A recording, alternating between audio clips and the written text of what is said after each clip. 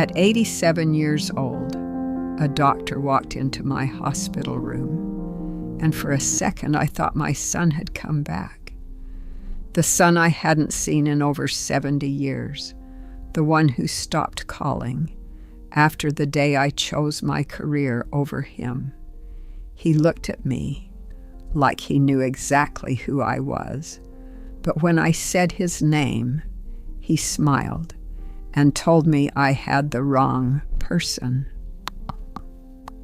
My name is Eleanor Hayes, and if you're listening to this, it's probably because there's no one left who remembers me as anything other than a name on a company report.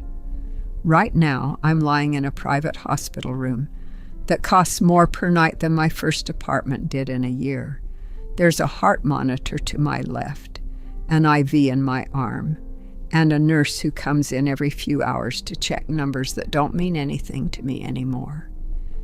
They say it's congestive heart failure. They say I should rest. But no one tells you how loud silence gets when there's no one left to break it. No phone calls, no visitors, no one listed under emergency contact. Just me, and the sound of a machine reminding me I'm still here. I built a company that saved lives. That's what the articles used to say. Former CEO, industry leader, the woman who took a mid-sized pharmaceutical firm public and turned it into something global. I remember the headlines more clearly than I remember my son's voice. That should tell you everything. Back then, I believed something with absolute certainty. Providing was love. If I could give my child the best schools, the safest home, the strongest future, then it didn't matter how often I wasn't physically there. Presence was optional. At least that's what I told myself. I wasn't always like that. I grew up in a house where love was conditional, where weakness was noticed and punished quietly. My parents didn't raise me to be warm. They raised me to survive. And I did more than survive. I became someone who never needed anyone. That was the goal. That was the promise I made to myself the day I left home. I will never be small. I will never be dependent. I will never lose because I cared too much.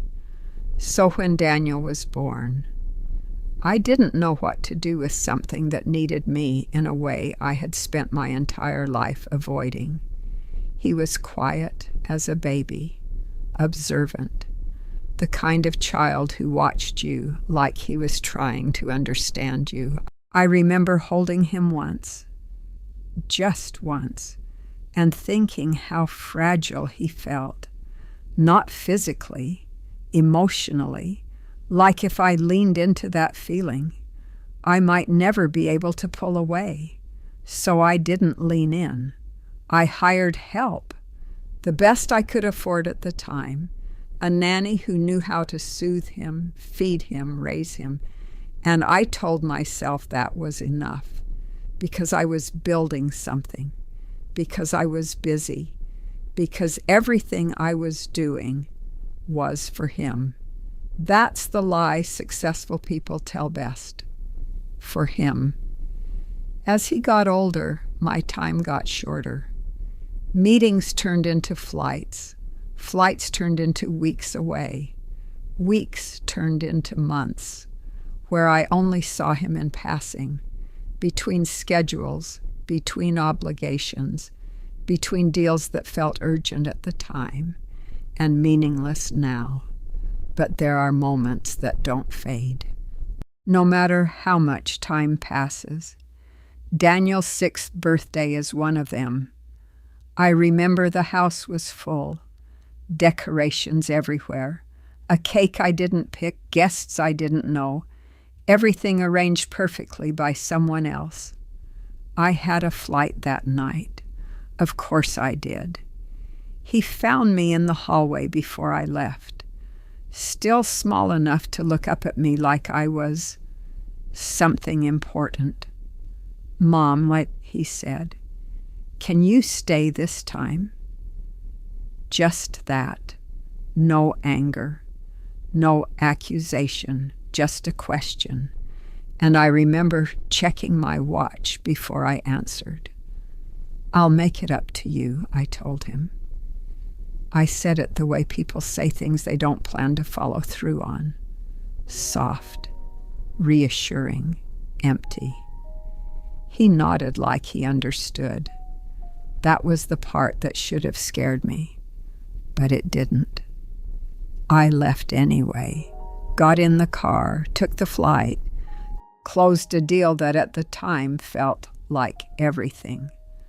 I don't remember what the deal was anymore, but I remember his face. I remember the way he didn't cry. I remember how easy it was to walk away. Looking back, that might have been the first moment I lost him. Not because I left, but because he stopped expecting me to stay. Years passed like that, efficient, productive, successful. He grew up somewhere in the background of my life. Managed schedules, structured visits, carefully arranged appearances that looked like motherhood from the outside. But it wasn't motherhood. It was maintenance. And I was very good at maintaining things that didn't require me to feel. By the time he turned 12, I had already become someone he spoke to carefully, like every word had to be measured. Like he was afraid of wasting my time. That's not something a child should ever have to think about. But he did. The last time I saw him, really saw him, was just before I sent him away. I told people it was for his education, that the boarding school would give him opportunities I never had. And that part was true. But it wasn't the whole truth. The whole truth was I didn't know how to be around him anymore. And distance was easier than failing at something I didn't understand. He stood in the doorway with his bag packed, not crying, not arguing, just waiting, like he had one last thing to say. "One question," he told me. I remember that clearly. One question. I don't even remember what meeting I had that day. But I remember checking the time again. Always the time, always something more important. "Make it quick," I said. He looked at me for a long second, long enough that if I had been paying attention, I might have realized how much weight was in what he was about to ask. But I wasn't paying attention. I was already halfway out the door, and whatever he asked, I never answered it, because I didn't stay long enough to listen. That was the last time I ever saw my son. That was the last time I ever saw my son. At least, that's what I told myself for years. Because the truth is, losing someone doesn't always happen in one moment. Sometimes it happens slowly, quietly, through things you choose not to do. Daniel left for boarding school 2 weeks after that day. It was one of the best in the country, prestigious, structured, the kind of place parents brag about at dinner parties. I made sure of that. If I couldn't be present, I would be perfect in every other way. That was the deal I made with myself. He would have everything I never had, and in return, I wouldn't have to feel guilty for not being there. I remember dropping him off. The campus was beautiful. Old brick buildings, tall trees, students in uniforms walking in groups, like they already belonged to something. Daniel stood next to me holding his bag. He didn't say much. He hadn't for a while. I kept talking, though, explaining things he didn't ask about. "This is a great opportunity." You're going to do very well here. This is the best thing for your future. All the right sentences, all the wrong moment. He nodded. Of course he did. He always made things easy for me.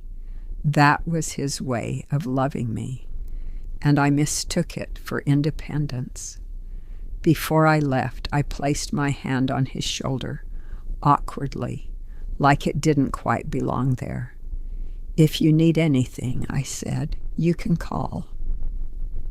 It sounded responsible. It sounded like something a good parent would say. But we both knew I wouldn't answer.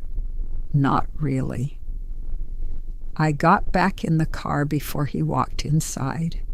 I didn't watch him go. I had a call to take. The first letter arrived a week later, handwritten, neat, careful lines. Hi, Mom. School is okay so far. The food isn't great, but I think I'll get used to it. I made a friend in my dorm. His name is Eric. It went on like that, small details, harmless things. At the end he wrote, I hope you're not too busy. I miss you. I read it once, folded it, placed it on my desk, and told myself I'd respond later. Later became the next letter, and the next, and the next. Every week, like clockwork, another envelope arrived, sometimes shorter, sometimes longer, sometimes just a few lines, but always ending the same way. I miss you. I kept all of them, stacked neatly in a drawer, unanswered, unopened eventually, because after a while, it became easier not to read them at all. If I didn't read them, I didn't have to respond. If I didn't respond, I didn't have to feel like I was failing. That's the kind of logic you build when you're trying to protect yourself from something you created.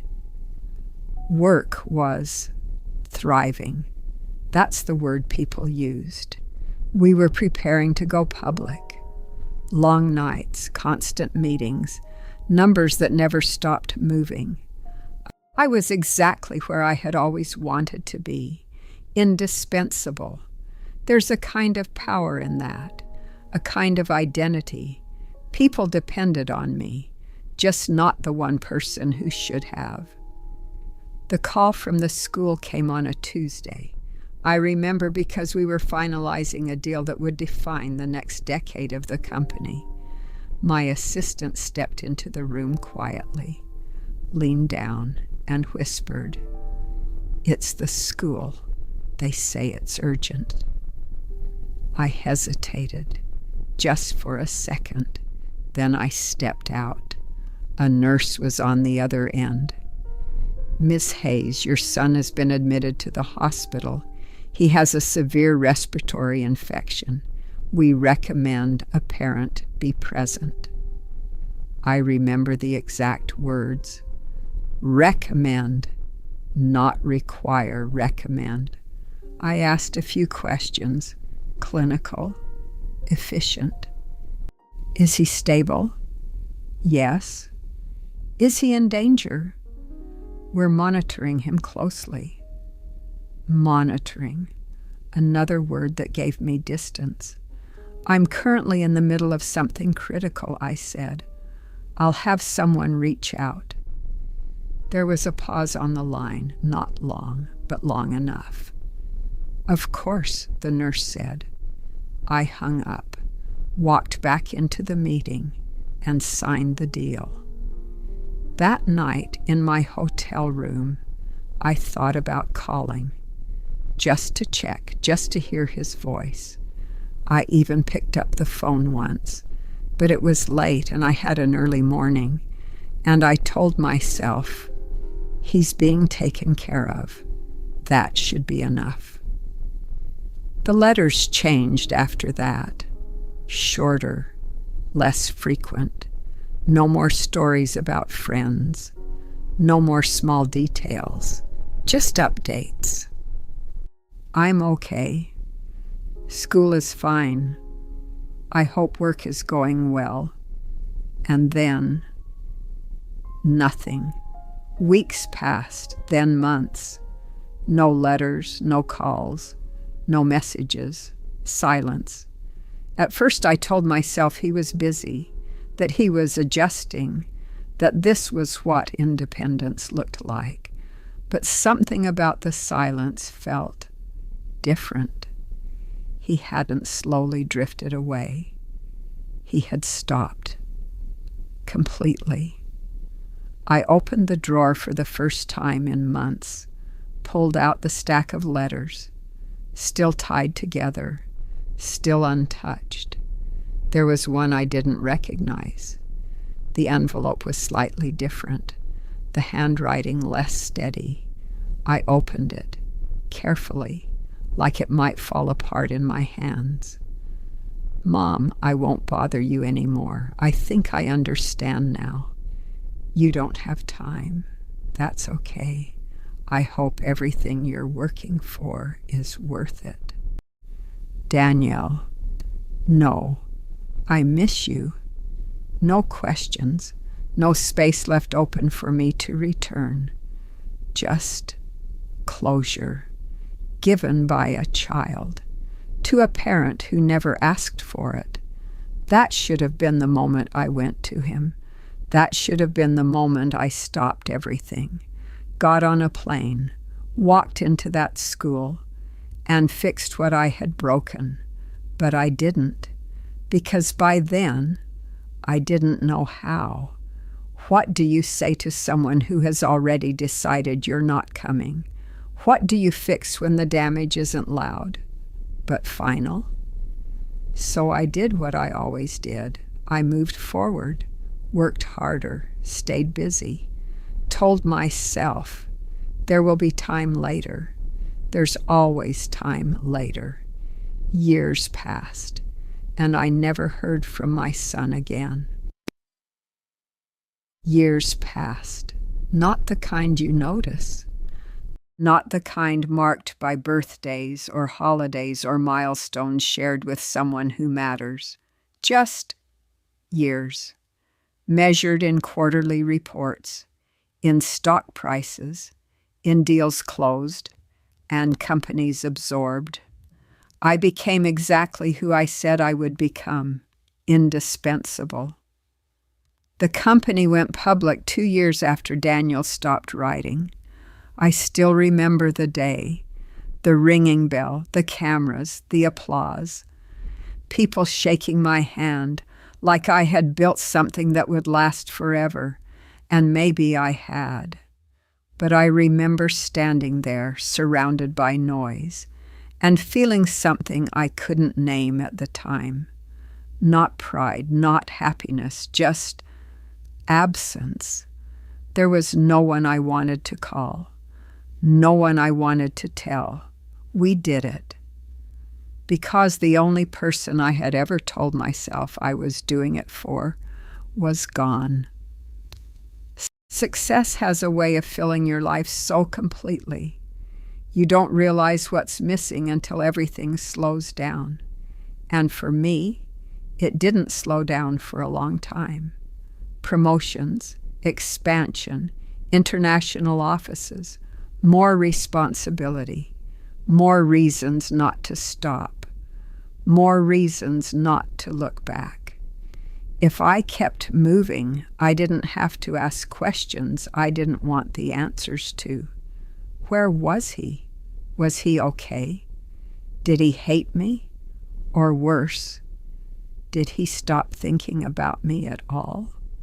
That last one, that's the one that stayed with me, because anger means someone still cares. Silence doesn't. I tried to find him, not at first, not when it would have mattered, years later, when the company could run without me for a few days, when I finally had the kind of time I used to say I didn't. I hired a private investigator. Quietly, No paper trail connected back to me. I told him I was looking for a relative. I didn't say my son. I'm not sure why. Maybe because saying it out loud would have made it real, in a way I wasn't ready for. It took a few weeks. Then he came back with a file. Thin, too thin. Your son legally changed his name at 18, he said. After that, there's very little. No criminal record. No financial history tied to the old identity. No consistent address. Like he had stepped out of one life and made sure no one from it could follow. Can you find him? I asked. He hesitated. That was my answer. I can try, he said. He never did. Or maybe he couldn't. Either way. Daniel Hayes stopped existing on paper, and whatever name he chose after that wasn't one I was allowed to know. I told myself that was closure, that he had made a choice, that he didn't want to be found, and maybe that was true. But there's a difference between someone choosing to leave and someone leaving because you gave them no reason to stay. I didn't understand that then, or maybe I did, and chose not to think about it. The house got bigger. That's the strange thing about money. You use it to create space, more rooms, more distance, more silence. At some point, I realized I hadn't heard another voice in my home in days. Not a conversation, not laughter, not even an argument, just the echo of my own footsteps and the occasional sound of a television I wasn't watching. There were no photos on the walls, no school pictures, no framed memories. Nothing that suggested anyone else had ever lived there. You could walk through every room and never know a child had once existed in that space. I told myself I preferred it that way. Clean, organized, controlled, no reminders. Regret doesn't arrive all at once. It builds in small moments, in quiet realizations, in things you notice too late. Like the way I couldn't remember the sound of his voice anymore. I could remember his face at 6 at 12, frozen in time. But his voice, gone. And that terrified me more than anything, because it meant he was becoming less real, less present, like something I had imagined instead of lost. The first time I said his name out loud in years, no one answered. That's when I knew whatever chance I thought I still had was gone. I started thinking about things I had avoided for decades. What if he had needed me? What if he had been sick and I didn't go? What if that phone call from the school wasn't as minor as I told myself it was? What if the moment I chose not to show up was the moment he decided I never would? Those questions don't come with answers. Just wait. And time doesn't make them lighter. It just makes them permanent. When I finally retired, people celebrated me again. A lifetime of achievement. A legacy. That word came up a lot. Legacy. It sounded important. Until I realized I had no one to leave it to. No one who cared about it. No one who would say my name and feel anything other than recognition. That's when success changes. It stops feeling like something you built and starts feeling like something you hid inside. The first time I ended up in the hospital, it wasn't serious, just exhaustion. They ran tests, monitored me overnight. Routine. The doctor asked if there was someone they should call. Family, he said. I opened my mouth to answer, and nothing came out, because there was no one. Not one name I could give that would mean anything. Not one person who would pick up and say, I'm on my way.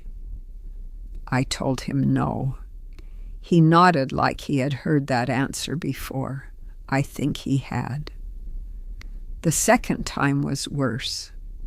Shortness of breath, fatigue that didn't go away, more tests, more machines, more words I didn't want to understand, congestive heart failure, chronic, progressive, manageable until it isn't. They moved me into a private room, comfortable, quiet, too quiet. Days blurred together, nurses came and went, doctors rotated. No one stayed long enough to matter. And then, one morning, the door opened. A doctor walked in, mid-40s, maybe early 50s, calm, focused, the kind of presence that makes a room feel smaller without trying. He introduced himself. I don't remember the name he gave me because I wasn't listening. I was looking at his face, at the way he held himself, at something I couldn't explain, but felt immediately. Familiar, not obvious, not exact, but enough. Enough to make something inside me shift for the first time in years. He checked my chart, asked routine questions, listened to my heart. Professional, efficient. And yet, there was something in the way he avoided my eyes, like he was choosing not to see me fully, or choosing not to let me see him. When he finished, he nodded once. Try to get some rest, Mrs. Hayes. His voice was steady, controlled, but there was something underneath it, something I almost recognized. He turned to leave, and without thinking, without planning, I spoke. Have we met before? He paused, just for a fraction of a second. Then he looked back at me, polite, distant. No, sir, he said. I don't believe so. And then he walked out.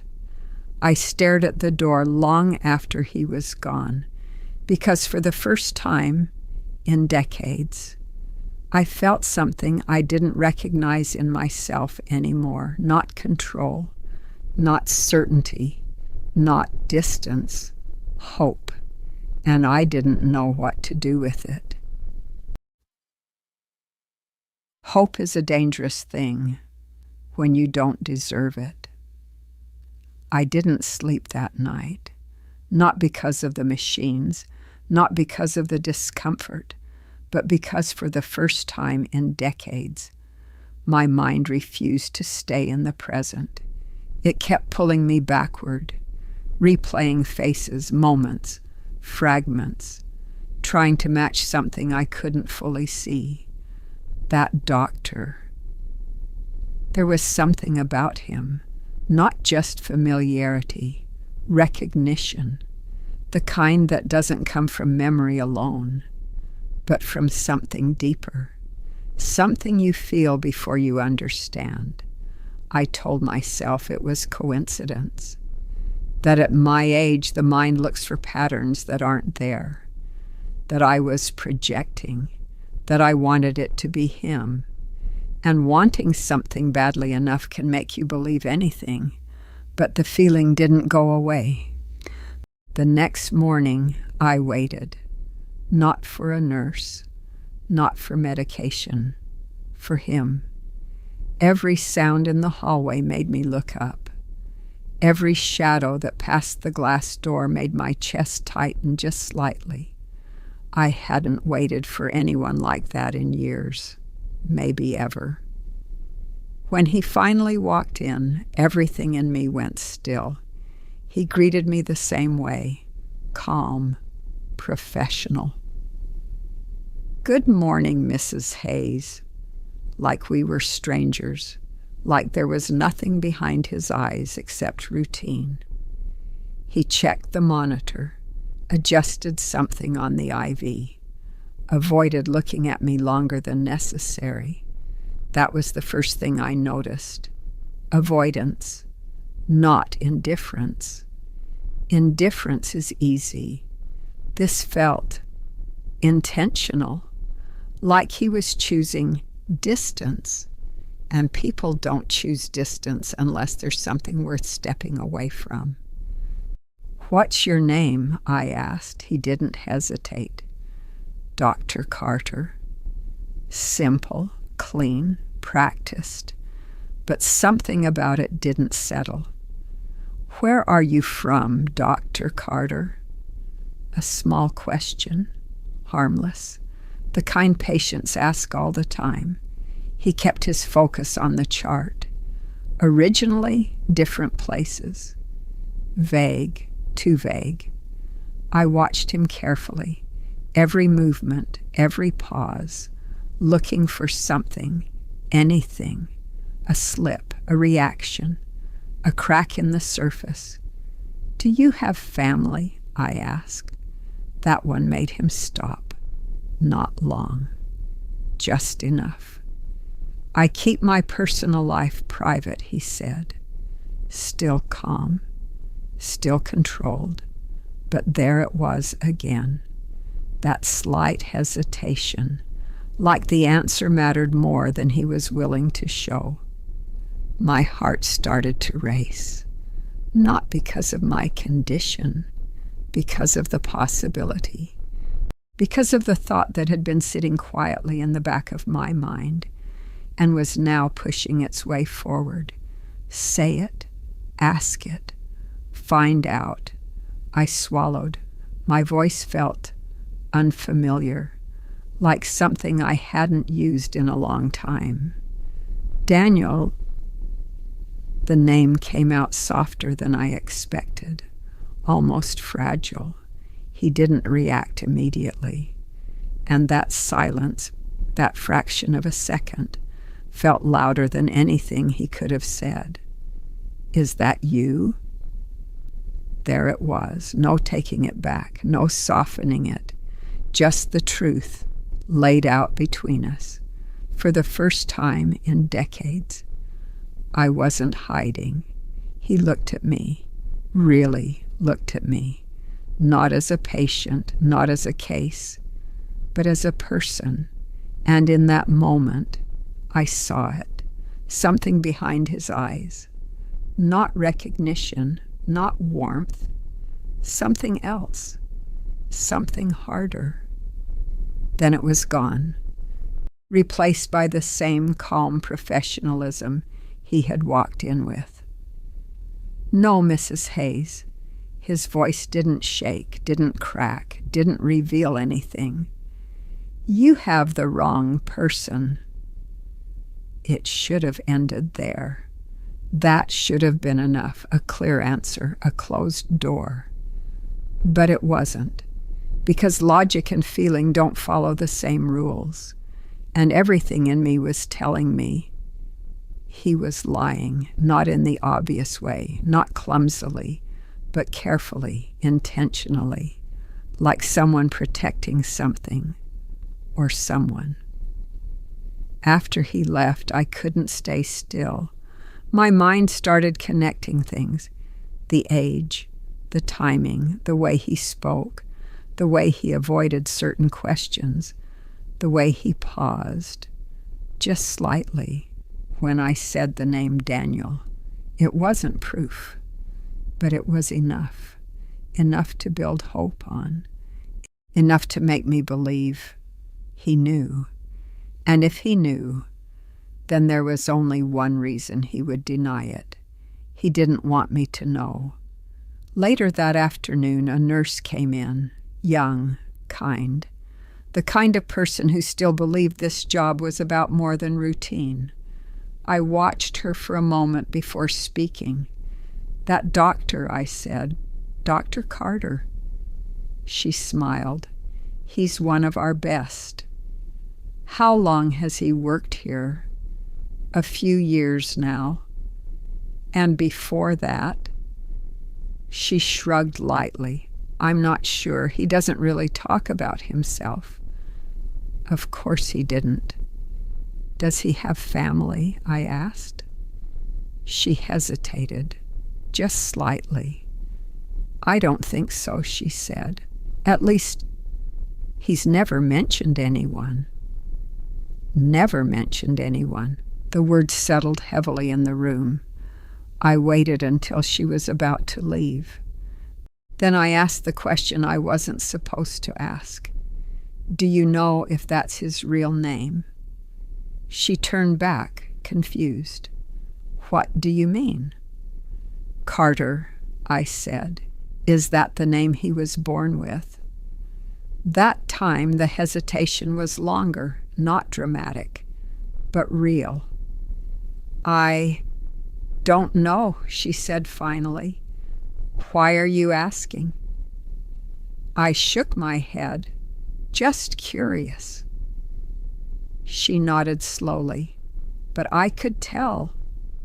Something about the question had stayed with her.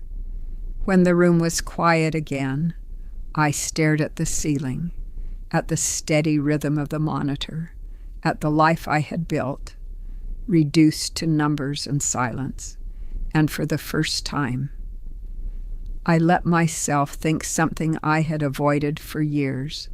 What if he didn't disappear? What if he didn't get lost? What if he just chose to become someone I couldn't recognize? Someone I couldn't find? Someone I didn't deserve to find? That night, I didn't try to sleep. I didn't want to miss him, because now, it wasn't just a feeling, it was certainty, not the kind you can prove, but the kind you feel in your bones, the kind that doesn't go away no matter how much you try to reason it out. He was here, in this hospital, in this building, walking in and out of my room, pretending I was just another patient. The next time he came in, I didn't wait. I didn't test. I didn't soften it. I know it's you, I said, no hesitation, no doubt. Daniel. The name hung in the air between us, heavy, unavoidable. This time he didn't look away. He met my eyes directly, and for a moment, everything stopped. No machines, no hospital, no time. Just the space between a mother and the son she abandoned, or thought she did. You should rest, Mrs. Hayes. His voice was steady, controlled, untouched by anything I had said.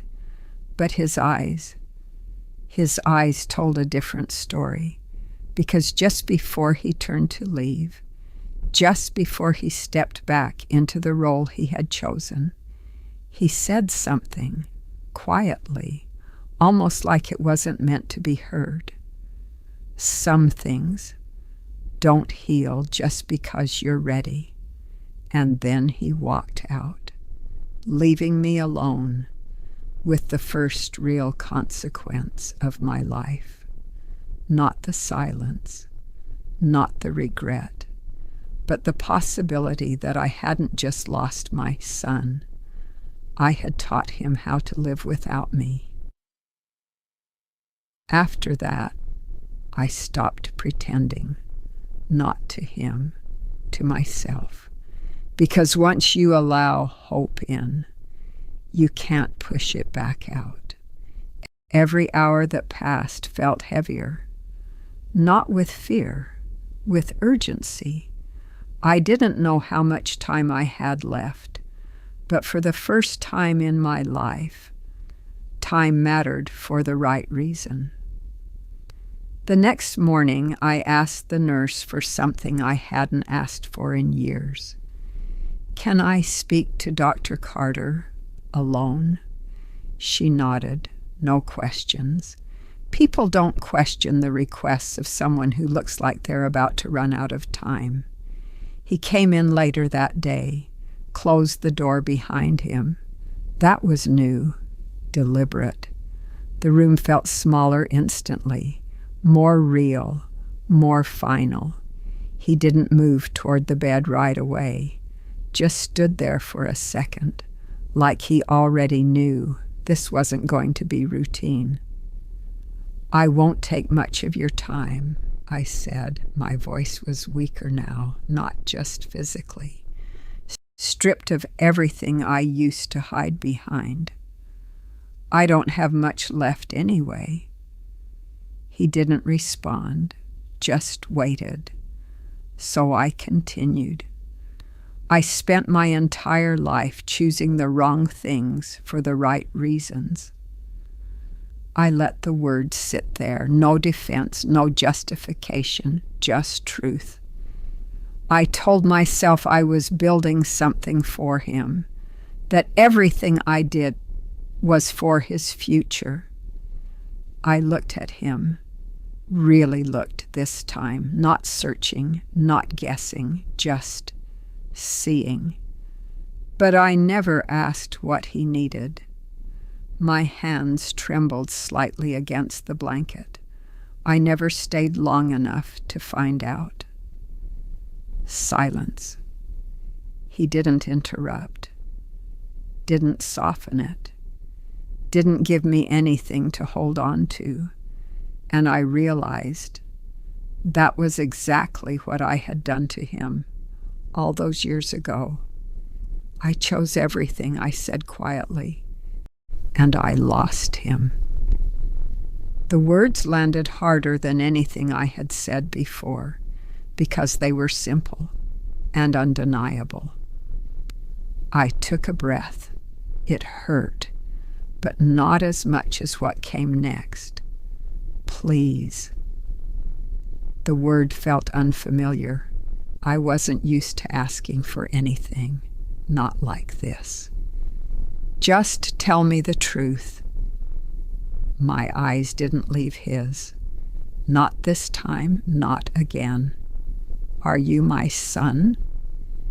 The room went completely still. Even the machines seemed quieter, like they were waiting too.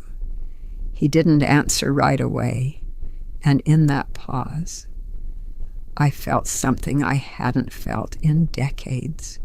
Fear, not of dying, of knowing. When he finally spoke, his voice was calm, steady, and final. Your son, a slight pause, not hesitation, precision. Died years ago. The words didn't hit all at once. They settled, slowly, like something sinking through water. No, I whispered, not denial, just reflex, because some part of me had already known, had always known. He stepped closer now, not as a doctor, not entirely, but not as a son either. Something in between, something that didn't belong to me. He was sick, he continued. Severe infection, complications. Each word measured, controlled, like he had said this before, or thought about saying it many times. He asked for you. My chest tightened, not from the illness, from the weight of something I had avoided my entire life, a moment I wasn't there for. They called you, he said, and there it was, the memory, the phone call, the meeting, the choice. I know, I said. The words barely came out. I remember. He nodded once, not with sympathy, with acknowledgement, like confirming a fact. He waited, he said, and his voice changed, just slightly. Enough. Longer than he should have. Something inside me broke then, not loudly, not dramatically, just completely. I would have come, I said, and even as the words left my mouth, I knew they weren't true, not then, not when it mattered. I stopped, because there was nothing to explain, nothing that could undo it. He reached into his coat, pulled something out, a folded piece of paper, worn, carefully kept. He placed it on the table beside my bed, not handing it to me, just placing it there, like it didn't belong to him anymore. I was there, he said. I looked up, confused. I shared a room with him, he continued, in the hospital. The words connected slowly, painfully. He talked about you.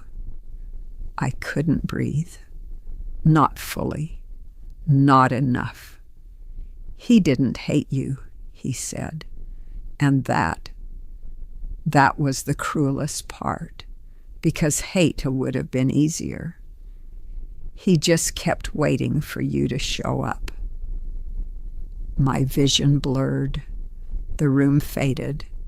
Everything narrowed down to that one sentence. He told me, the doctor said quietly, that his mother was important, that she was doing something big, that she would come when she could. A small pause, not for effect, for control. He believed that. I closed my eyes, because I couldn't hold the weight of that belief, not when I had done nothing to deserve it. When he realized you weren't coming. The doctor stopped just for a second, then finished it anyway. He stopped asking. Silence filled the room again, heavy, permanent. I opened my eyes slowly, looked at the paper on the table. I never opened his letters, I whispered. I kept them, all of them, but I never... My voice broke. I thought there would be time. He nodded, like he had expected that answer, like it changed nothing. I became a doctor because of him, he said. That made me look up again, not understanding. He helped me, he continued, when I was there, when I was scared. His voice was quieter now, more personal. He told me not to give up. The irony settled in slowly, painfully. The child I abandoned had spent his last days helping someone else survive. I thought if I could do this, if I could help people. He glanced around the room, at the machines, at me. It would mean something. I stared at him, really seeing him now, not as my son, but as the life my son had touched, the life he had changed. He gave you something, I said, and I gave him nothing. He didn't respond, because there was nothing to argue with. I looked back at the paper, my hands trembled as I reached for it, opened it slowly, carefully, like I should have done years ago. The handwriting was familiar, even after all this time, even after everything. Mom, I think I understand now. You're busy, and that must mean what you're doing is important. I just wanted to tell you, I'm not mad anymore. I hope one day you'll have time. Love, Daniel. The words blurred as tears filled my eyes, because even at the end, he had made it easy for me. I looked up again, at the man standing in front of me. the one I had mistaken for my son, the one who had carried his story when I didn't. Did he say anything else? I asked, barely audible. The doctor met my eyes, and this time there was no distance left, no avoidance, just truth. Yes, he said, a pause, then. He waited for you until he couldn't anymore. Something inside me let go, not dramatically, not all at once, just enough. The monitor beside me slowed, steady, then softer, then slower. I leaned back against the pillow, the room fading around the edges, the weight of everything finally settling into place. For the first time in my life, I understood what I had lost. Not success, not time, not opportunity, a moment, a single moment. I chose not to stay.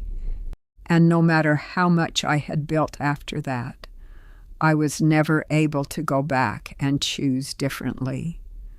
The last thing I saw was the paper in my hands and the life I never showed up for.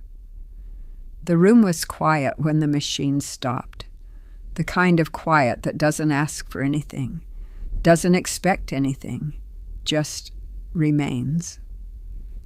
By morning, the room had been cleared. New sheets, new patient. No trace of the woman who had once built something the world called important. On the bedside table, a single folded letter remained, unclaimed, because in the end, there was no one left to read it. They cleared the room in less than an hour. That's how it works. No matter how much of your life you think matters, in the end, it takes less time to erase your presence than it did to build it.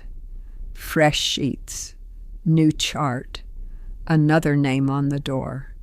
Eleanor Hayes was gone, and the world did exactly what it always does. It moved on. Dr. Carter stood outside the room for a moment longer than necessary, not because he had to, because he chose to. Inside, the space was already unfamiliar, clinical again, neutral, like nothing had happened there at all. But he knew better, because some things don't leave with the body, some things stay. He stepped inside slowly. The air still carried a trace of something. Not grief, not exactly. More like the aftermath of something unfinished. His eyes moved to the bedside table. The letter was still there, folded, unclaimed. He walked over and picked it up carefully, like it still belonged to someone, like it still mattered. Because it did, even if there was no one left to read it. He had seen things like this before, people who waited too long, people who thought time would hold still until they were ready. It never does. He turned the letter over in his hands, familiar, not just because of what it said, because of who it came from, because he had seen that handwriting before, years ago, in a different room, a different hospital, a different version of himself. He could still remember it clearly, the smell of antiseptic, the quiet hum of machines, the fear that sat in your chest when you didn't know if you were going to walk out again. He had been younger then, scared in a way he didn't have the words for, and in the bed next to him was a boy, Daniel. He hadn't known his last name at first, just that he was quiet, that he didn't complain, that he asked more questions about other people than he answered about himself. That kind of kid stays with you, even if you don't realize it at the time. They had talked at night, when the lights were low, when the nurses weren't around, when it was easier to be honest. Daniel had talked about his mother, not with anger, not with resentment, but with something far more complicated: hope. "She's busy," Daniel had said once, like it explained everything, like it justified everything. "She's doing something important." Dr. Carter, back then just another patient, had asked the obvious question, "Is she coming?" Daniel had smiled, small, certain. "Yeah," he said, "when she can." He had believed that completely, without hesitation, without doubt. Days passed, then weeks, treatments, tests, long nights that blurred together, and every time the door opened, Daniel looked up, just for a second, just in case. At first he asked, "Did anyone call? Did someone come by? Did I miss anything?" Then he stopped asking. That was the moment everything changed, not when he got worse, not when the doctors spoke in quieter voices, but when he stopped expecting someone to show up. Hope doesn't disappear all at once. It fades. Until one day, it's just not there anymore.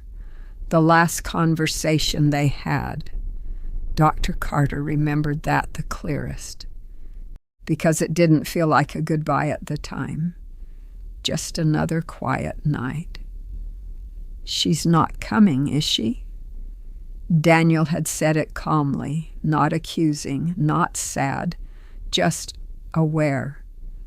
Dr. Carter hadn't known what to say. There are some truths you don't want to confirm, even when they're obvious. Daniel didn't wait for an answer. He nodded slightly, like he had already made peace with it. "I think I get it now," he said. "She has things to do." A pause, then, "I just thought I'd matter more." Those words stayed, long after everything else faded.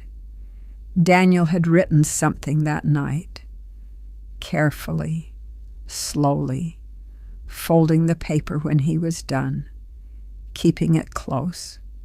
He never got the chance to give it to her. A few days later, he was gone, quietly, the same way he had lived. Dr. Carter kept the letter. He didn't know why at the time. Maybe because someone had to. Maybe because some things shouldn't disappear just because the person they belonged to did. Years passed. Life moved forward. He survived, went to school, became a doctor, did exactly what Daniel had told him to do, not give up. And somehow, through a chain of choices that didn't feel connected at the time, he ended up here, in this hospital, in that room, standing in front of the woman Daniel had waited for. He had known who she was the moment he saw her name, Hayes. It wasn't a common coincidence, not with everything else, not with the timing, not with the memory he had carried for years, without realizing how it would come back. He had looked at her differently because of it, more carefully, more intentionally, not with anger, not even with judgment, but with something close to distance, because he wasn't her son, and he never would be, but he had known her son in a way she never did. He unfolded the letter slowly, reading it again, even though he didn't need to, even though he knew every word. Mom, I think I understand now. You're busy, and that must mean what you're doing is important. I just wanted to tell you I'm not mad anymore. I hope one day you'll have time. Love, Daniel. Dr. Carter stood there for a long time, not moving, not thinking, just holding something that had outlived the person who wrote it and the person it was meant for. After a while, he folded it again, carefully, the same way Daniel had. Then he placed it back on the table, exactly where it had been. Because some things aren't meant to be taken. Some things are meant to be left behind. As he turned to leave, he paused at the door, just for a second, just long enough for one final thought to settle. Daniel had been right about one thing. His mother had been doing something important. She had built something that lasted, something people remembered, but not in the way that mattered, because in the end, the only thing that stayed was the moment she didn't. The door closed quietly behind him, and the room, once again, became just another room. Somewhere in the building, machines continued to beep. Doctors continued to move. Lives continued to begin and end. And in one small space that no one would think about again, a single letter remained, waiting, but this time for no one. If this story hit you, don't wait.